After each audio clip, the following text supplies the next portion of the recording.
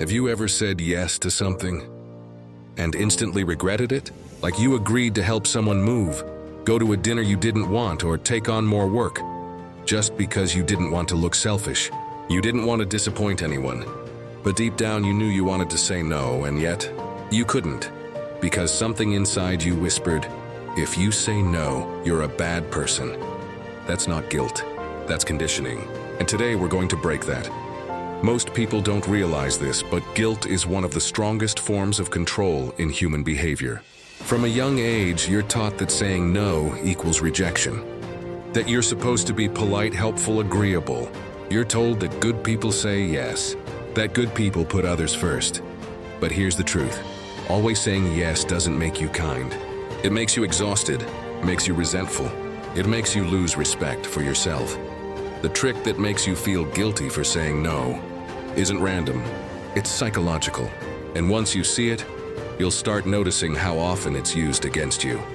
Let's start with the first one. Number 1, the reciprocity trap.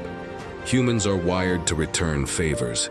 When someone does something nice for you, your brain automatically wants to balance the scales. That's why when your coworker says, "Hey, I covered for you last week, can you take this shift for me?" You feel pressure to say yes. It's not that you owe them, it's that your brain hates imbalance. Marketers use this too. They'll give you something small, like a free sample, and suddenly you feel obligated to buy. Friends, family, coworkers, they might not even realize they're doing it. But when they say, "After all I've done for you," that's the reciprocity trigger, the antidote. Awareness. When you notice that feeling, pause. Ask yourself, am I agreeing out of genuine desire or out of guilt? If it's guilt, that's not kindness. That's emotional debt. Number 2, the nice person identity. You've probably heard people say, "I just can't say no. That's not who I am." But what if that identity, the nice person, was built to protect you from rejection? See, many of us grew up believing that love and acceptance are conditional. If I'm helpful, they'll like me. If I agree, they won't get mad. Over time, your brain connects saying yes with being accepted. So when you try to say no, it feels wrong. It feels selfish. It feels like you're betraying your own identity. But here's the truth. Saying no doesn't make you unkind. It makes you honest. And people who are honest about their limits, those are the ones who are truly respected. Try this. Next time someone asks you for something, don't answer immediately. Pause for 3 seconds. That small gap helps you switch from automatic guilt to conscious choice. You start choosing based on your energy, not your fear. Number 3, the manipulation mask. This one's sneaky. It's when someone uses emotion, especially disappointment, to make you say yes. You know the look, the sigh, the "oh, I really thought I could count on you." That's not a request. That's emotional pressure. And it works because humans crave approval. We want to be seen as reliable, loyal, good. But manipulators, whether intentional or not, know that guilt is stronger than logic. You'll catch yourself thinking, well, it's not that big of a deal, when deep down, you know you're compromising your peace when this happens. Remind yourself, someone's disappointment is not your responsibility. You are not here to live up to other people's expectations. You are here to live your truth. You don't owe anyone your energy, especially if it costs you your peace. Number 4, the self-image trap. This one's internal. Even when no one pressures you, you still feel bad saying no. Why? Because your self-worth has been attached to being useful. You feel valuable when you're needed. And when you say no, it feels like you're letting people down, like you're losing value. But usefulness and worth are not the same thing. Your worth isn't measured by how much you do for others. It's measured by who you are when no one's watching. Ask yourself this: if everyone stopped asking you for favors tomorrow, would you still feel valuable? If the answer is no, that's your real work. Learn to see yourself as enough, even when you're not pleasing anyone. Because when you detach your worth from usefulness, you take back your power. You stop being controlled by guilt. So how do you stop falling for this trick? How do you say no without feeling like a villain? It starts with reprogramming one belief. Saying no is not rejection, it's direction. Every no is a filter. It removes distractions. It protects your energy. It keeps your yes meaningful. If you say yes to everyone, your yes means nothing. But when you say yes selectively, people start respecting your boundaries. They know you mean it. They know your time matters, and you know what happens then. You gain control. You stop chasing approval and start attracting respect. Let's make this real. Imagine this. Your friend asks you to hang out, but you're mentally drained. Normally, you'd force yourself to go, smile through exhaustion, and come home feeling empty.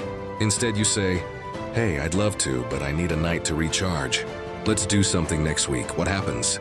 At first, you feel that familiar guilt creeping in. But then something shifts. You realize you didn't let anyone down. You simply honored your limits. And that's what boundaries are. Acts of self-respect, not rejection. Here's another example. Your coworker asks if you can take on their project because they're behind.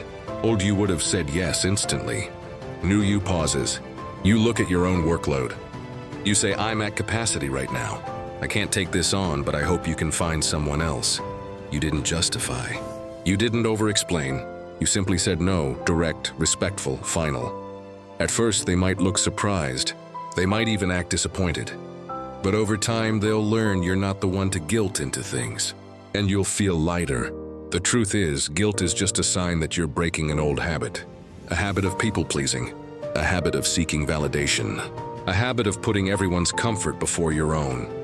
When you say no and feel guilty, it's not proof you did something wrong. It's proof you're growing. You're teaching your nervous system that safety doesn't come from approval. It comes from authenticity. You're not here to be liked by everyone. You're here to be respected by the right ones. And respect starts when you respect yourself enough to say no. So here's the takeaway. Guilt isn't your enemy, it's a signal. It's your mind saying, "This is new. This is uncomfortable." But uncomfortable doesn't mean wrong. It means you're stepping out of a pattern. Every time you say no to something that drains you, you're saying yes to something that builds you. Your peace, your growth, your freedom. You don't owe anyone an explanation for protecting your energy. You don't need to prove your goodness by overextending yourself. True strength isn't in saying yes. It's in having the courage to say no when it matters. So the next time that wave of guilt hits you after saying no, smile. Because that's the sound of your boundaries forming. That's the sound of you taking your life back. Remember this, people who truly care about you will respect your no. The ones who don't, we're only there for your yes, and that's your filter. If this hit you in any way, don't just scroll away. Take a moment. Think about the last time you said yes when you wanted to say no. What did it cost you? Your time, your energy, your peace? Now imagine saying no next time. How different would your life feel if you stopped living for everyone else's comfort?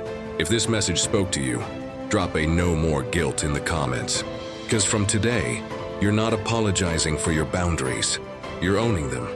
And if you want more videos that help you level up mentally and emotionally, hit that like button, subscribe, and join this community of people who are done being controlled by guilt. Because your peace is not negotiable, and your no is powerful.